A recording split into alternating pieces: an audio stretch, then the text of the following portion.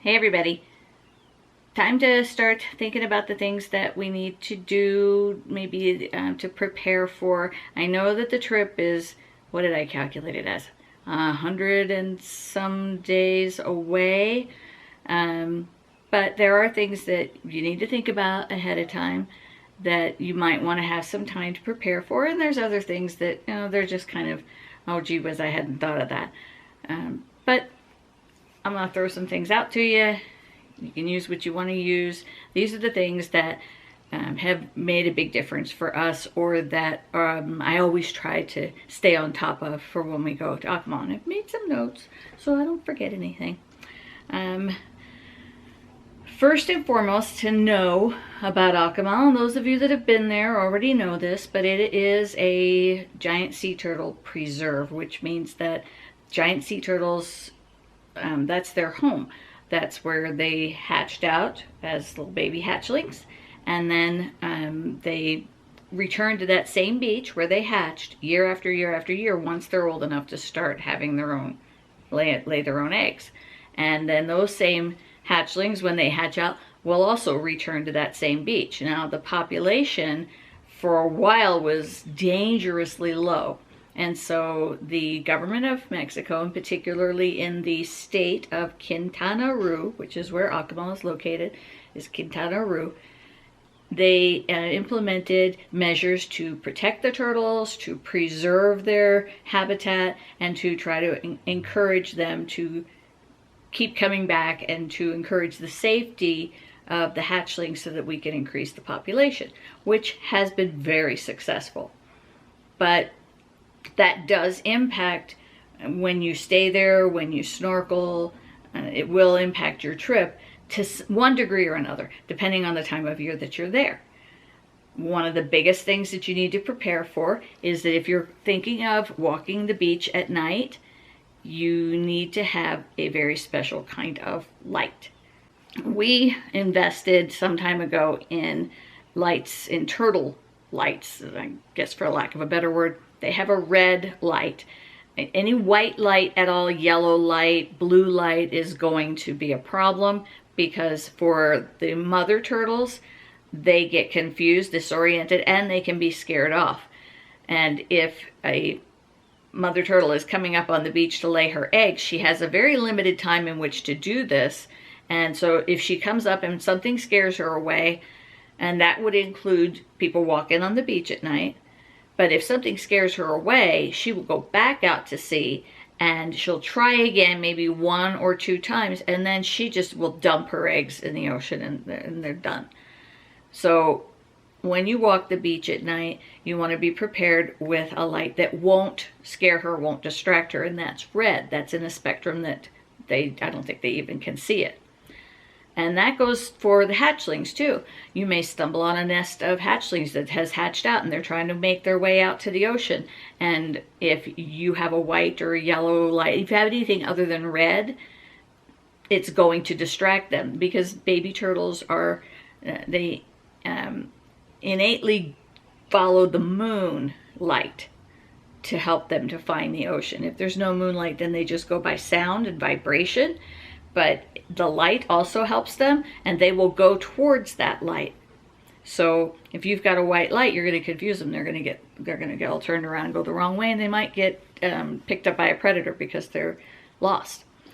The resort itself doesn't have any lights that face out to the beach for that very reason. They used to many years ago, but they changed all of that, so they don't have lights that face out. And most of the resorts and the condos on the beach have followed the same practice.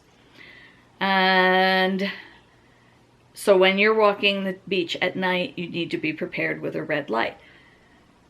You don't have to purchase a special light. You could just use your cell phone, the flashlight that's on your cell phone, just change it to a red light. Or you can just get red cellophane and a rubber band or tape and just wrap it around your regular old flashlight, and that'll work just fine. If you happen upon a nest, or if you happen to be lucky enough to be there on a night when they're doing a hatchling release, then no flash photography at all. They will get very upset if you use flash photography. It's going to be at night. It's going to be hard to see. Some cameras are better at capturing it than others, but no flash photography, because that will confuse those babies, and that's the last thing they need. The people that handle all of that, there's one that works at the resort, and he's around. You can kind of see him going around and checking the nests. You can ask him, is there going to be a hatchling release? And he'll tell you if they're going to be doing one. The turtles hatch from about June all the way through October, and some rare nests will go all the way into November. They start laying their eggs anywhere from March or April on until about October. So traveling to Acapulco during that time frame, which is when we're going to be there, you need to be prepared for either encountering a mother laying her eggs or hatchlings hatching out. So that's number one on the list, is to know that. You also want to be aware that there are federal regulations that govern what you can and cannot do around the sea life and the coral, because it is a protected area. You cannot chase the turtles, don't touch them, don't hover over them because they need to be able to surface to get oxygen. Any indication that you're harassing a turtle, getting too close to it, doing anything that a mother turtle coming up on the beach, if you approach her, touch her, worse, I've seen people sit on them, you could be arrested, you could be fined a lot of money. I'm talking tens of thousands. And that's US. That's not pesos. Also be aware that hatchlings have salmonella on their shells. And so if you do assist with a turtle hatchling release, which sometimes you can be lucky enough to be able to do, if you touch those turtles, do not touch your face or food or drink until you have washed your hands with hot soapy water, because you'll just give yourself salmonella, and there goes at least a few days of your vacation, and I've seen it happen. Okay, so that pretty much covers that. And don't stand on the coral. Don't bring anything out of the ocean. If you see a shell or something else, don't bring it out of the ocean. You're not allowed to, and you can be fined. If you find it on the beach, it's fine. But if it's in the water, leave it there. If you see someone in your group, your travel group, that takes something, have them put it back as quickly as possible. There's a lot of reasons for that, and I won't go into all of them, but I'm sure that the resort has plenty of information on that. But that's one thing to be prepared for if that's something that you're interested in. Second thing is more kinds of natural indigenous critters that live at that resort and everywhere pretty much in the world, and that's mosquitoes. Mosquitoes in the jungle are just as relentless as they are in the Everglades in Florida or any tropical location. And there are some things that you can do to cut down your chances of being bitten. If you're like me, you swell up bad and they are attracted to you. It's because of a chemical that your body naturally gives off on your skin, and you have no control over that. Some people release that chemical more than others, and that's why some people tend to get bitten more than others. If you're one of those people, you're definitely going to want to bring insect repellent. And as long as you're not going in the water or going near any hatchlings or mama turtles, you can use whatever you need to for insect repellent. I like Sawyer's. I'll post a link to where you can get Sawyer's. It doesn't smell, and it comes in two forms, either a lotion or a spray. And not only do they not bother me when I'm wearing it, they typically don't bother people sitting near me. It's pretty strong. You're definitely going to want something with 100% DEET if you don't get Sawyer's. If you get Sawyer's, it has, I can't remember the active ingredient. I'll try to pop that over the video when I look it up. But it works great, and I highly recommend having that. If you have one that is your favorite and you like it, you know, the essential oil companies and all of that, they often have something that people really like. You can definitely bring it, but I would bring a backup of Sawyer's just in case it doesn't work as well on Mexican mosquitoes. Now, the time of year that we're going to be there, they aren't as bad. If you were traveling in, let's say, June, July, or August, maybe even September, mosquitoes can be really bad. So if that's the time of year you're going, you're definitely going to want to be prepared. October isn't as bad. It just depends on the weather. And also depends on how much time you spend on what they call the jungle side as opposed to the beach side. If you're on the beach, near the beach, there's a good breeze blowing, mosquitoes aren't going to bother you. But if you're on the jungle side, they're probably going to bother you. And that's including when you go into town. So be prepared for that, plus any excursions that you take into areas that are not beachside. Be prepared. Which brings me to sunscreen. That's another naturally occurring thing for Mexico.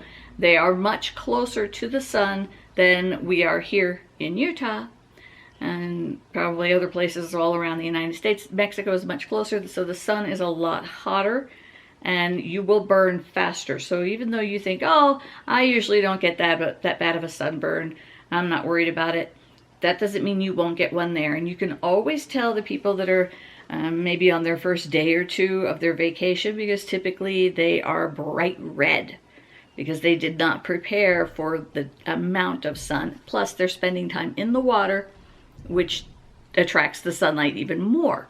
And because they're in the water, they're not really feeling that the sun is kind of frying them. So my recommendation, and it works really well, is sunscreen for the first couple days. A really high SPF sunscreen. And 50 or better.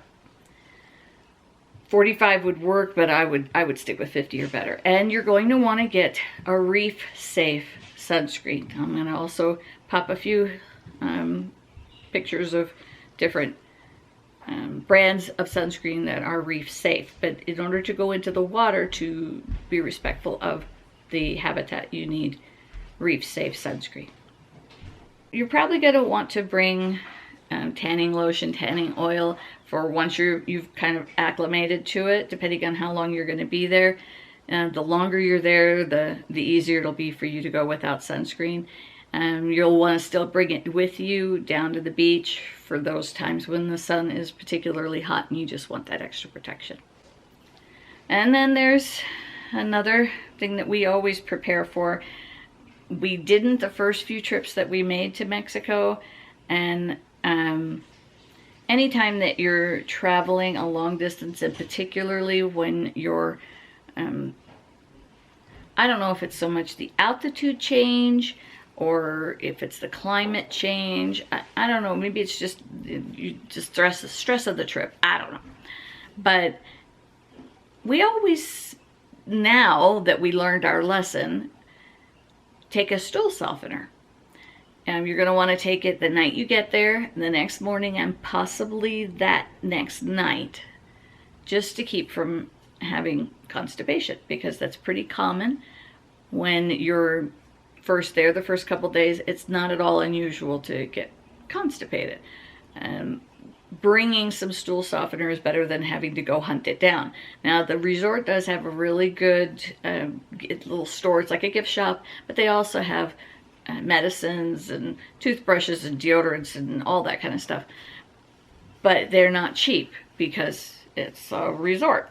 And in town, the pharmacy is extremely expensive. I don't know why it's as expensive as it is, but it is. You can get medicines there, and so if there is something that you didn't bring that you find that you need, you can get it there, or you can talk to somebody at the front desk to see if it's possible for them to kind of direct you on where to go, and then you can take a taxi to a pharmacy maybe not so close to the resort. It might require you having the taxi take you all the way to Playa del Carmen or down to Tulum. Tulum's closer. But yeah, that pharmacy in town is really expensive. So any meds that you bring with you, all the better. I always bring a full first aid kit and medicine kit. And I will include in my packing list video, I'm going to include a couple of screenshots of my different packing lists for like first aid and for medicines. So I'll cover that more in depth on that video, so that way I don't have 4-hour long videos. Yeah, plan for first couple days constipation. Okay, let's talk about luggage. Luggage is probably one of the most important things to consider before taking this trip. You can get by going carry-on only. You can, that was Ophelia. You can use a backpack, you can check a bag, you can do what we do. We typically have one checked bag, one carry-on, and then one personal bag. And the personal bag, we try to keep it lightweight, but that it's something that we can put things in that might be a little bit heavy, so that, you know, if our luggage is a little heavy, we have our personal bag that we can put stuff in. And we also, and I'll cover that more in depth on the packing video, but you know, it's important to have a personal bag so that you're not having the things that you're going to want to use while you're on the airplane up in the overhead bin, because that's just really a hassle. When considering your luggage, if you're thinking of getting luggage, look at the wheels. You want wheels that are not teeny tiny little wheels, and if possible, double wheels is better than single wheels, unless those single wheels are pretty good size, because you're going to want something that's going to roll easy. And I like spinner bags, simply because when you're standing in a line to check in bags, you just want to just push them along. You don't want to have to keep hauling them. You just push them along. And some spinner bags are better than others, so do some research. I found a few different brands. Again, I'll link those brands in the packing video, but I'll also link a few of them for this video. And that's going to also apply to your carry-on. If you're thinking of getting a wheeled carry-on, look for a good spinner bag. You can go carry-on only. There are some larger carry-on bags that will make that work, but my issue is I want to have a lot of options, especially when you're in a humid climate, and potentially if it's going to be rainy, you want to have a lot of options of things to change into. Plus, I like to dress for dinner. And if that's you, then you're not going to want to go carry-on only, because that's really going to limit your options. But it's entirely up to the individual. They're charging, for the most part, they are charging extra for carry-ons, so you're not really saving anything by avoiding it. You could do just a checked bag, which typically is cheaper to check than to pay for a carry-on.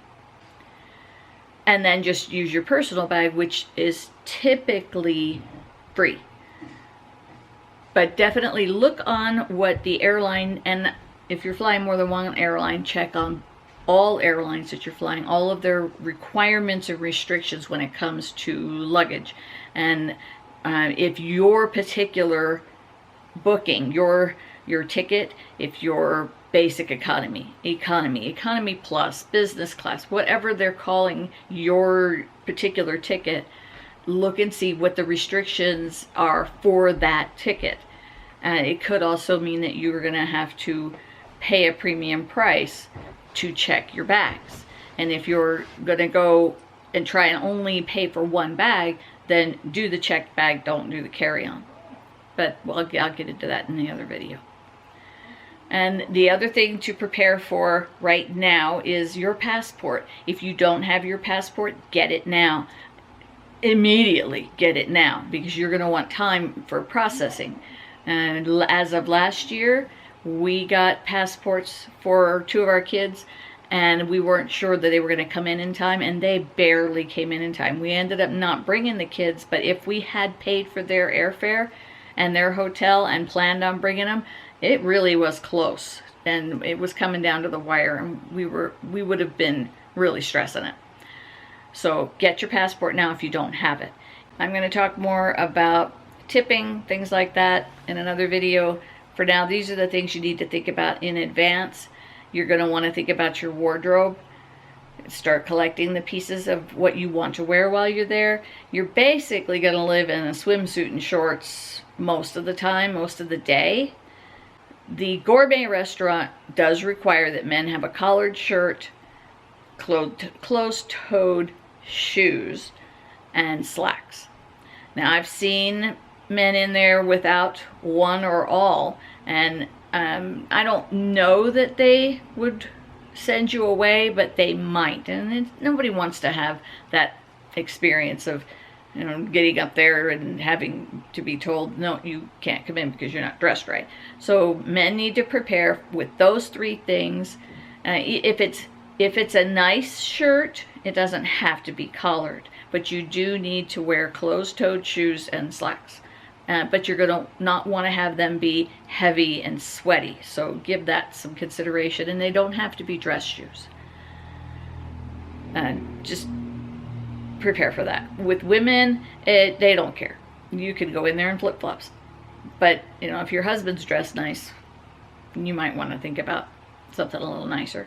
I like to dress for dinner. I like to look pretty. I'm on vacation.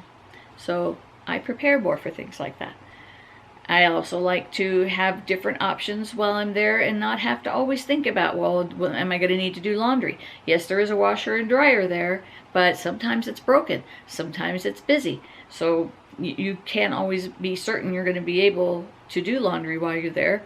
There is a laundromat in town, and they do pretty good from what I hear, but it's just so much more of a hassle to do it that way.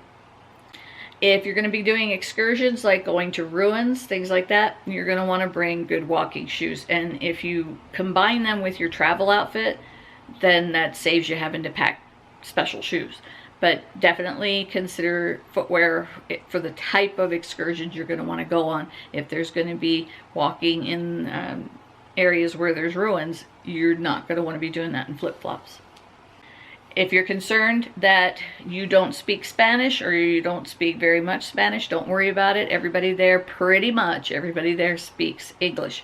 The driver for USA Transfers, and that's the transfer company we use. I'll talk more about that in another video, but just a little heads up, you will need to have transportation from the airport, and we like USA Transfers. But their drivers speak English for the most part.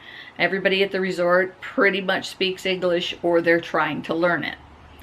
So you don't need to speak Spanish, but it's always nice to prepare a little bit with a little bit of Spanish. It shows respect for the people that you're visiting. It's their country. People come here, and it's just respectful if they learn a little bit of English so that we aren't struggling so much to try to communicate with them.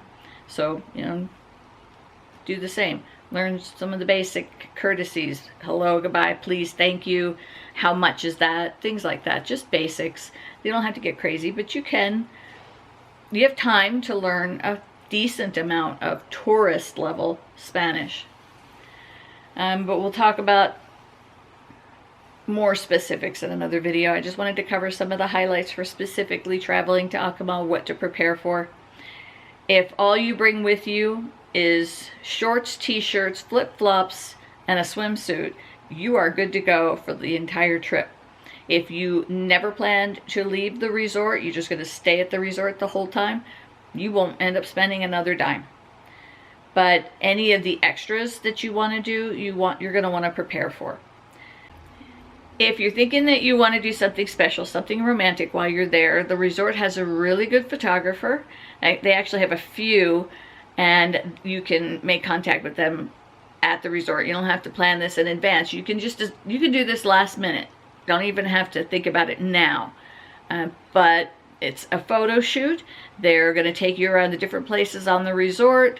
They'll take you to very photogenic and sometimes unexpected locations all around the resort, because there's different things. There's jungle areas, there's the spa area, there's the palapas, and then there's the beach, and they know the area, and they'll take you to where it's going to be photogenic. They'll typically do it early in the morning so it's not quite so hot. But to do a photo session is free, and then you just meet with them later and look at how the pictures turned out, and then you just pay for the pictures that you're going to buy. Or typically they'll just give it to you in a file that you can just download, and then you can do with them what you want. But it was a lot of fun. We did it. We ended up buying a ton of pictures because he's really good, and they all came out really good. And it's a nice way to remember the trip, and it's very romantic.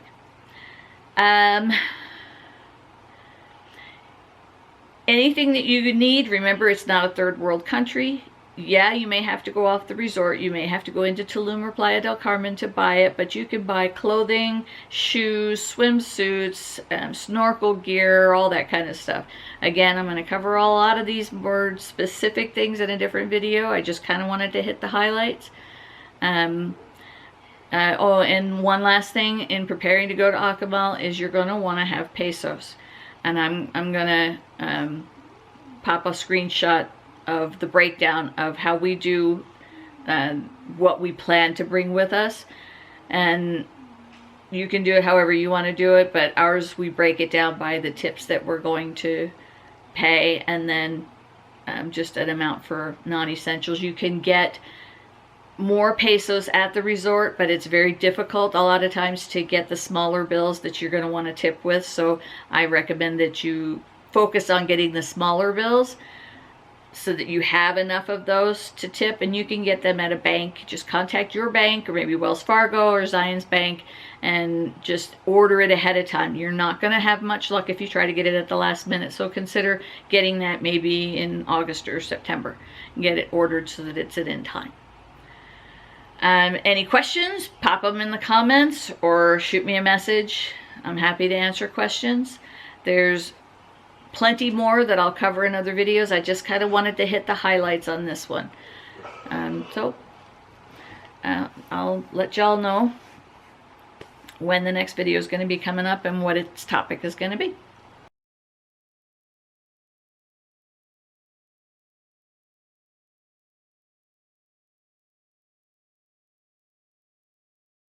Look. Ladies, there are. Look at them all. Oh my god, how cute.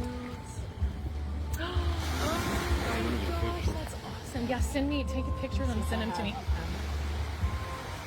Oh look, you can see really good with your phone. Look at you. How stinking. Dark. Oh, okay. Dark. Oh, the flash. Sorry. Oh, okay. No idea. Look how cute. You're so cute. Oh my god.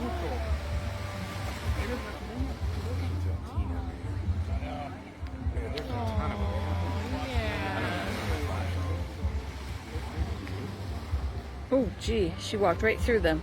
Oh no, did she? Yeah, I don't think she can see very well down there. It's so dark. The girl did? Yeah. How cute. So did you enjoy the rain? Yes, I love the lightning. It's It's exciting. we I were here know. a few years ago. Uh-huh. We were up on the balcony. Yeah. Up on the side there. We Yeah. saw the lightning. Uh-huh. Oh Little my. karaoke bar. It Broke catches the timber. thing on fire. It does. Were you here? No. Oh, Did it okay. caught? Did it Yes. caught it on fire?